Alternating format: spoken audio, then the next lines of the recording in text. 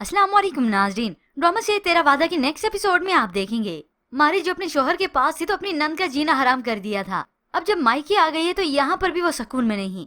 शायान जिसने इस मारी को बातें सुनाई तो मारी ने सारा उसका राज ही फाश कर दिया। उसकी बीवी को सारी हकीकत बता दी कि इसने तुमसे तुम्हारी जॉब की खातिर ही शादी की थी।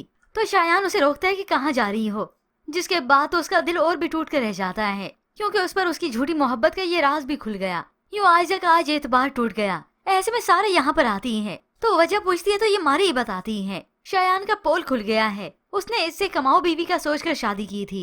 ये सुनकर तो सारा भी दंग रह जाती है क्योंकि उसे भी ये हकीकत मालूम नहीं थी कि हमारा भाई इतना लालची निकलेगा कि एक लड़की की जिंदगी इसी वजह से तबाह करेगा।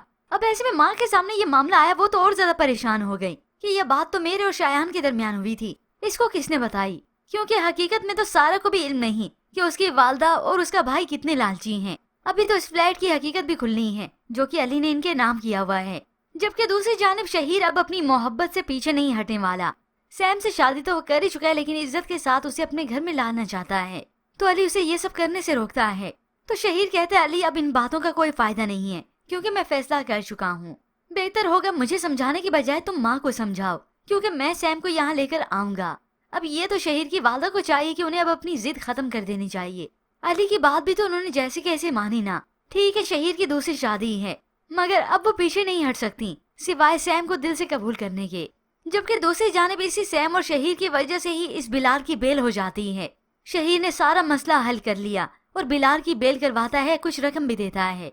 अब यही बिलाल जिसे मालूम था कि मारी अपने घर मायके है तो वो सीधा वहीं चला आता है। बिलाल को यहाँ पर देखकर तो सभी हैरान हो गए। सबको खुशी होने लगी कि बिलाल रिहा हो गया और ये मारी तो इमोशनल होने लगी। बिलाल तुम आ गए। तो ये बिलाल जो उजड़ी हालत में है फौरन ही इस मारे के पास आता है।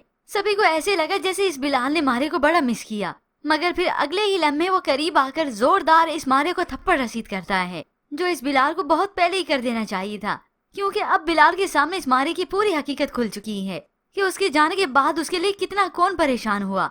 उसकी बहन की वजह से ही उसे आज रिहाई मिली है और ये बीवी जो कि सारी बातों की जिम्मेदार थी, असल फसाद की जड़ यही थी। उसने मेरे लिए कुछ ना किया बल्कि मुझे इस हालत में पहुंचा दिया।